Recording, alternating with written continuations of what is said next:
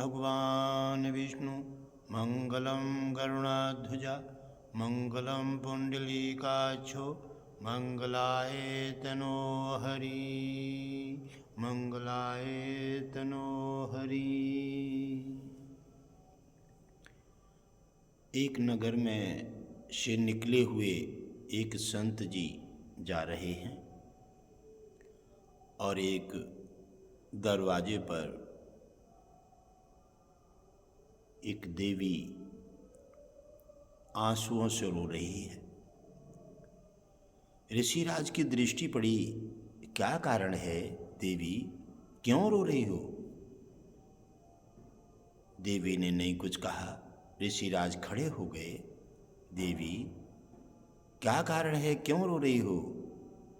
कहने लगी, गुरुदेव, मेरे कोई संतान नहीं है, इसलिए मुझे लोग बड़ी बड़ी अलग दृष्टि से देखते हैं। इसमें मेरा क्या दोष है? ऋषिराज बढ़कर के आए और कहा, बेटी हाथ बढ़ाओ। जब हाथ उन्होंने बढ़ाया तो ऋषिराज ने कहा, पुत्री तुम चिंता मत करो, एक जन्म तो छोड़ो, तुम्हारे 7 जन्म तक संतान नहीं है।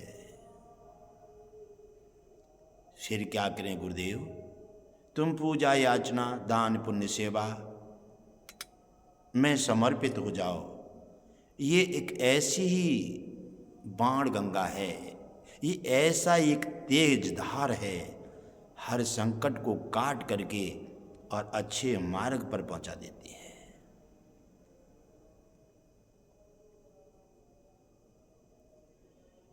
उन्होंने कहा कि ठीक है, गुरुदेव को प्रणाम किया और मुनिराज अपनी तपस्या के लिए कुटिया में आगे चले जाते हैं। ऐसे ही उनका रातों दिन दान करना, सेवा करना, किसी गरीब के काम आना, किसी की मदद करना, भगवान विष्णु लक्ष्मी के समर्पित रहना, साधु संतों का आदर करना, ये नीति बना दी उन्होंने। धीरे धीरे 6 महीने व्यतीत हो जाते हैं और उधर एक ऋषि 10,000 साल की समाधि से उनकी दृष्टि खुली है और वो कुछ भूख की इच्छा उत्पन्न हो रही है। ऋषिराज ने तत्काल भूख की इच्छा अपनी तृप्त करने के लिए और उसी नगर में पदार्पण कर दिया। नगर में जाते हैं तो पहला मकान उन्हीं का पड़ा जिसको 7 जन्म संतान नहीं है। कृपा दृष्टि हो जाती है, सूखी खेती हरिया जाती है। भगवान विष्णु तुम्हें धरती पर मानव अच्छे सुंदर बनाकर भेजते हैं और जहाँ आकर के बिगड़ जाते हैं, स्वार्थ में फंस जाते हैं, तरह तरह के दुष्टाचारी भोजन इस्तेमाल करने लगते हैं, भलाई बुराई छल कपट धोखा गद्दारी, यहाँ आकर के तुम संगत से सीख लेते हो। इसी से तुम्हारा नुकसान होता है, कोई मार्ग नहीं मिलता। भगवान विष्णु ने आपको बड़ा सुंदर बनाकर भेजा है, आपने उसका दुरुपयोग किया है, आप यहाँ आकर के बदल गए, इसमें उनका क्या दोष है? उन्होंने तुम्हें बनाकर भेजा तो कर्म भाग्य नहीं बनाया, तुम्हारा भाग्य तुम्हारा कर्म पर छोड़ दिया है। जैसा कर्म करोगे, जैसे मार्ग में जाओगे, वैसे ही तुम्हारा भाग्य बन जाएगा। आगे बढ़ते जाते हैं। वो ऋषिराज उसी देवी के मकान पर पहुंच गए और कहा, मातान भिक्षा दे। जब मातान भिक्षा दे करके जब वो सवाल करते हैं, देवी के कानों में आवाज़ जाती है तो देवी अपना काम काज छोड़ करके ऋषिराज के सामने उपस्थित हो जाती है। हे मुनिराज, आप जरा ठहरिए, अभी हाल में कुछ न कुछ प्रसाद लेके आती हूँ। ऋषिराज ने कहा, माता मुझे भूख लगी है, आप मेरी भूख को तृप्त कीजिए। कहा मुनिराज जरा ठहरिए। वो भाग कर गईं। सब्जी बनाएंगे, देर लगेगी। 4 चपाटियाँ लेती हैं और थोड़ा शक्कर रखा और लेकर के मुनिराज के पास आ गई।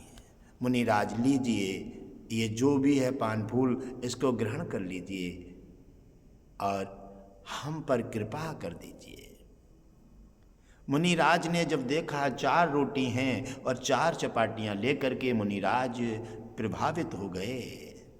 और प्रभावित हो जाते हैं तो उन्होंने कहा, माता तुम्हारे संतान नहीं है, तुम्हारी दृष्टि बता रही है कि तुम्हारा चेहरा उतर रहा है, ललाट रेखा बता रही है कि तुम संतान से पीड़ित हो।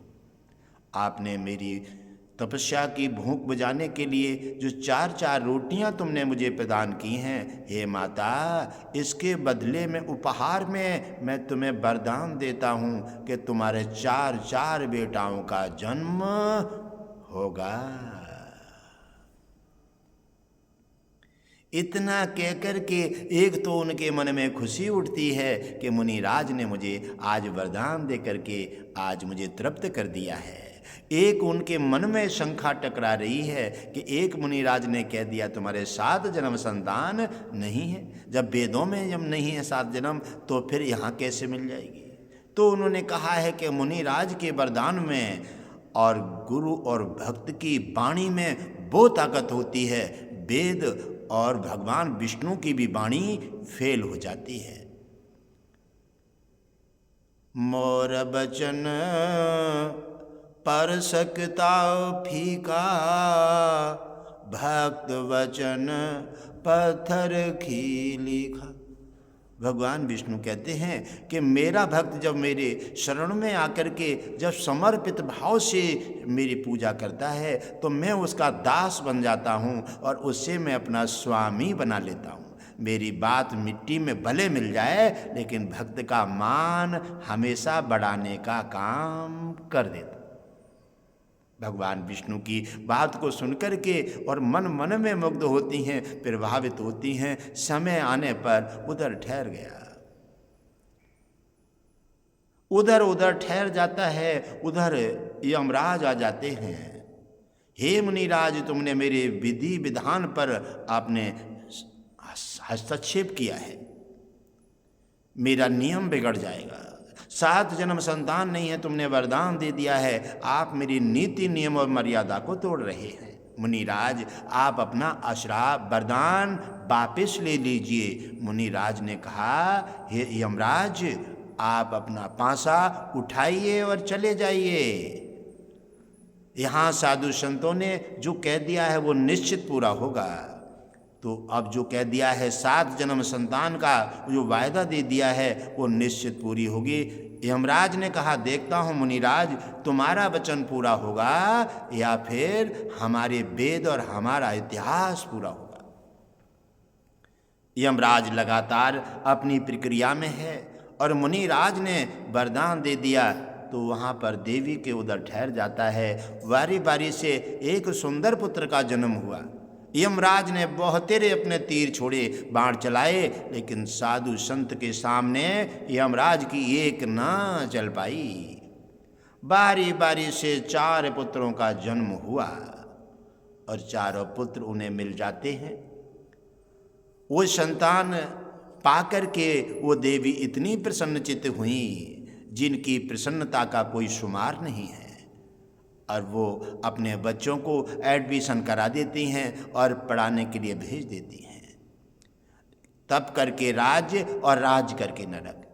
देवी को 4 पुत्र पाने से वेदों में नहीं थे 7 जन्म तक, और ऋषिराज की कृपा से पाने के बाद देवी को अहंकार उत्पन्न होने लगा कि अब मेरे 4 बेटे हैं।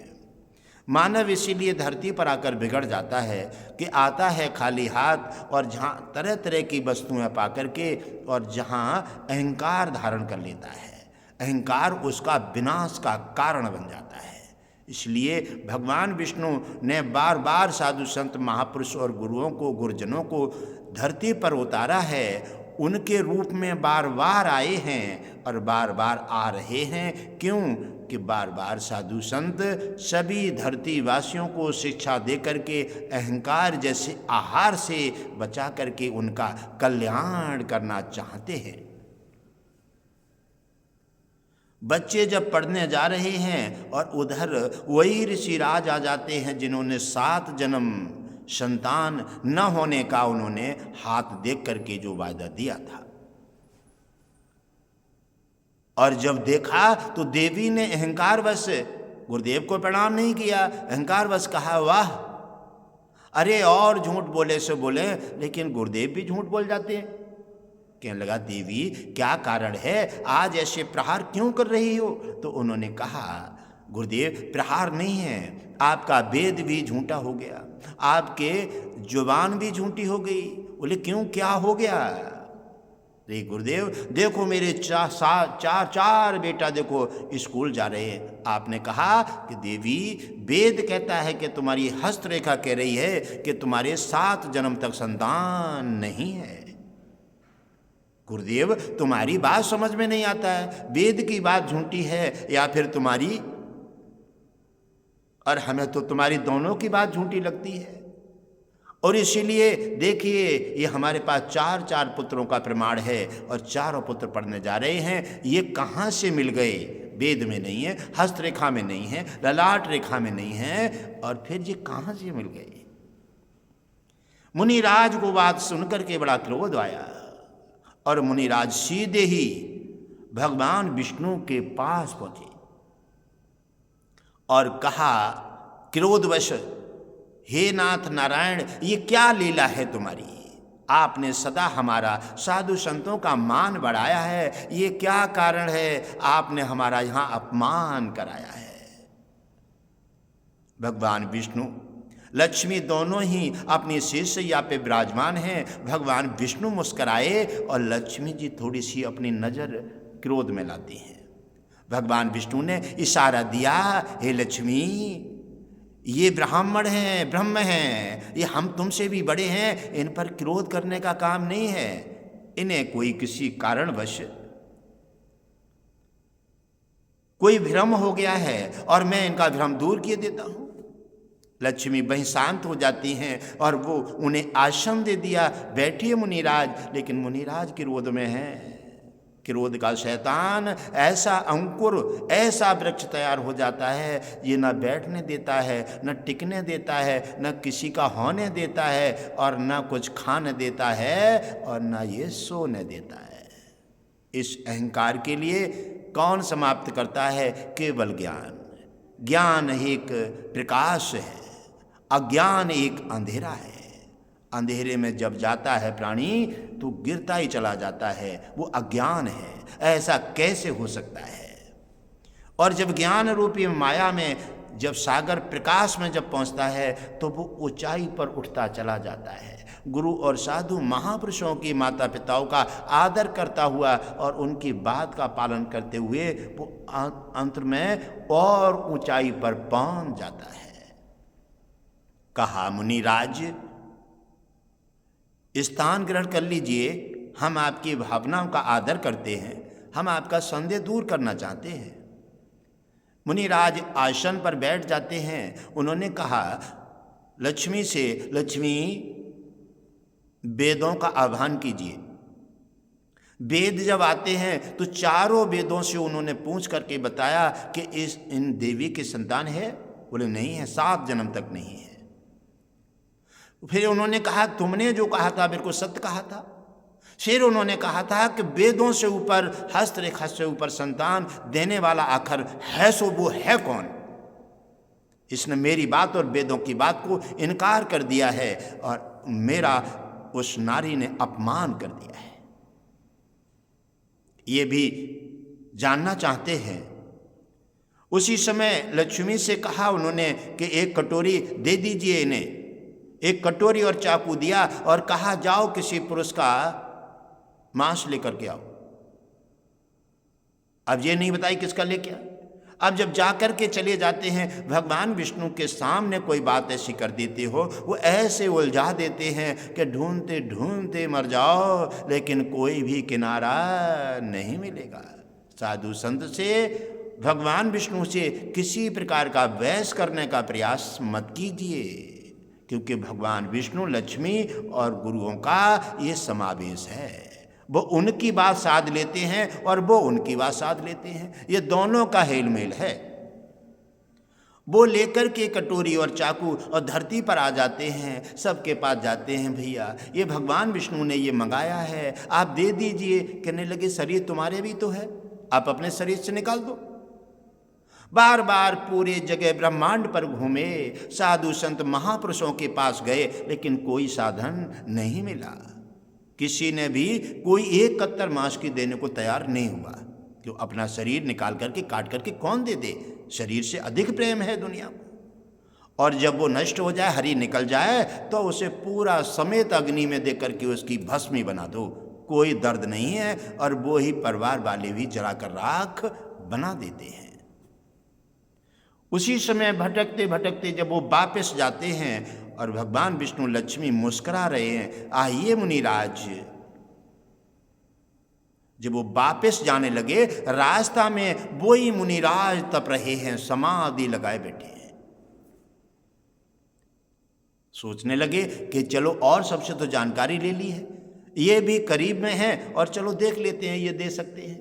जब मुनिराज के पास पहुंचे और उन्होंने जा करके ओम विष्णु हरि घट घट बासी जी की जो उन्होंने नारायण का नाम का उच्चारण किया, और जैसे ही उन्होंने देखा आँख खुल जाती है। आइए मुनिराज, आपका स्वागत है। मुनिराज ने बड़े आदर से उनको आओ बैठना दी। उन्होंने कहा मैं लेट हो गया हूँ, मेरे पास समय नहीं है, फिर हम आपकी क्या सहायता कर सकते हैं? तो उन्होंने कहा सहायता कर दीजिए, आप अपने अंग का थोड़ा सा मांस पीस निकाल के दे दीजिए। किसने मंगाया है? भगवान विष्णु ने। ओहो, ऋषिराज पुलकित हो जाते हैं, प्रसन्नचित हो गए। मैं धन्य हूँ और मेरा जीवन धन्य है जो आज मैं भगवान विष्णु की आज्ञा का पालन करूँगा। उनकी पालन करने के लिए वो प्रसन्नचित हो जाते हैं। और उन्होंने ये नहीं पूछा कौन सी अंग का मांस मंगाया है। उन्होंने कटोरी और चाकू ले लेते हैं और वारी वारी से हर अंग से एक एक पीस निकालते हैं और कटोरी भर देते हैं। वो खड़े खड़े देख रहे हैं, कहने लगे ये भी साधु है। इसने ये नहीं पूछा इसे दर्द हो रहा है, फिर भी रो नहीं रहा है, हंस हंस के काट रहा है। और इसने देखो एक कटोरी ऐसे मांस की भर के दे दी है, पूरा शरीर इसका जख्मी हो गया है। खुद भी वो ऋषि पुलकित हो रहे हैं और अंदर ही अंदर आंखों के आंसू अंदर ही अंदर ले रहे हैं। कभी खुश हो जाते हैं तो कभी रो पड़ते हैं, उसका दर्द देखते हैं। मुनिराज ने कहा हे मुनिराज, आप शीघ्र पधारिए भगवान विष्णु के पास, क्योंकि आप बहुत समय से आए हैं। भगवान विष्णु के आदेश के पालन करने में अगर देरी हो जाती है, उतना ही पाप मानव के सिर पर चढ़ जाता है। आदेश देते ही शीघ्र उसको पूरा करना, यही अति उत्तम होता है। शीघ्र ऋषिराज वो कटोरी लेकर के और भगवान विष्णु लक्ष्मी के पास पधार जाते हैं। भगवान विष्णु से कहा ले आए नाथ। कहने लगे वहीं रख दो। उन्होंने कहा नहीं रखिए मत, मेरे पास लाइए। और लक्ष्मी से कहा ले लीजिए, ये बड़ा पवित्र भाव की चीज है।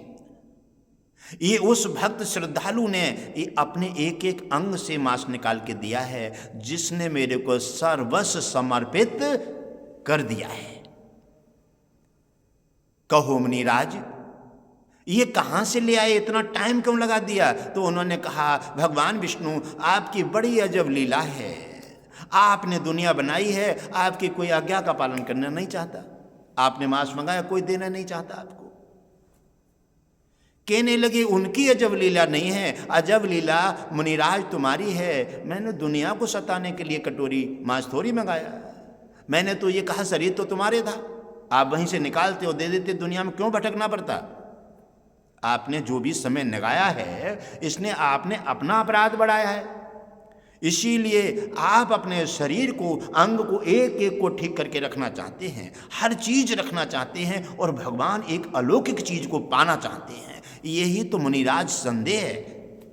इसी संदेह से तो जी आपका उस देवी ने अपमान किया है, क्योंकि आप चाहते हैं कि शरीर भी मेरा बना रहे, काटना ना पड़े, कुछ कष्ट ना उठाना पड़े, और भगवान विष्णु इतनी बड़ी चीज मुझे प्राप्त हो जाए, ये असंभव है मुनिराज, ये नहीं हो सकता।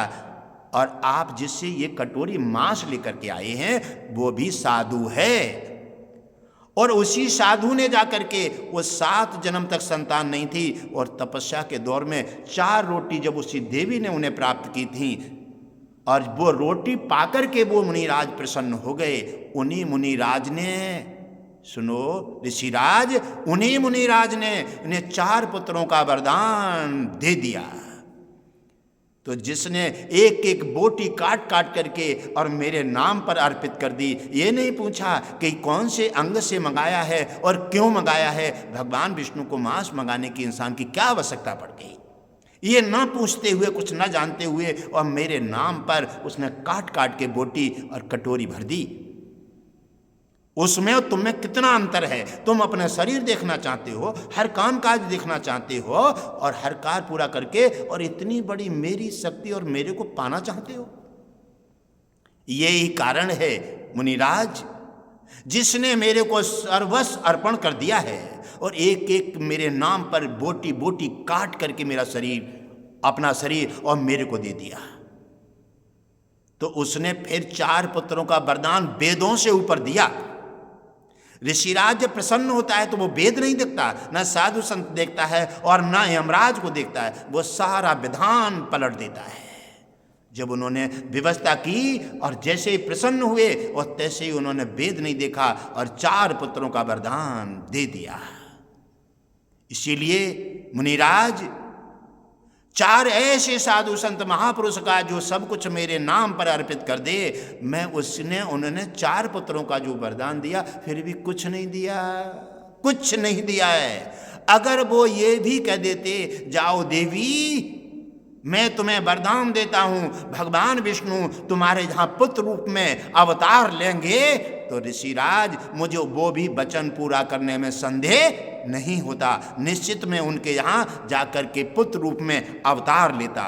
ऐसे संत, ऐसे भक्त की वाणी का हमेशा मैं आदर करता हूँ।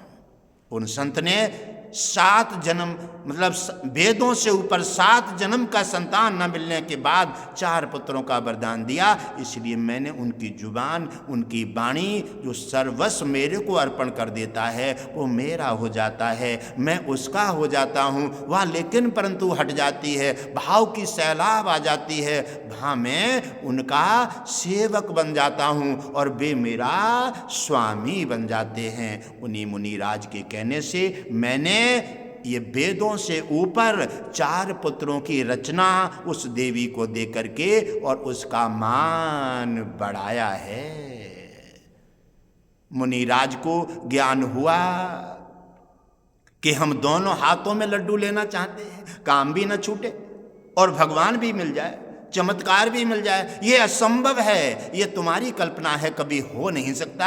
हे मुनिराज, ऐसे मुनिराज जैसे समर्पित तुम भी हो जाते तो उसी समय कटोरी का मांस अपने शरीर से निकाल के दे देते, तो तुम्हारी भी ये वाणी आज अधूरी नहीं रहती। ये संदेह तुम्हारा है। उन्होंने भगवान विष्णु को प्रणाम किया। हे नाथ, हम संत नहीं हैं, हम स्वार्थी हैं, हम पेट भर रहे हैं, इसलिए हमारी बात विफल हो गई। और जो मुनिराज ने बिना सोचे विचारे, बिना पूछे तुम्हारे नाम पर एक एक बोटी, एक एक कत्तर शरीर से मांस की निकाल के दे करके जो जज्बा पूरा किया है, वो मुनिराज हैं। जाकर के उनको उन्होंने प्रणाम किया।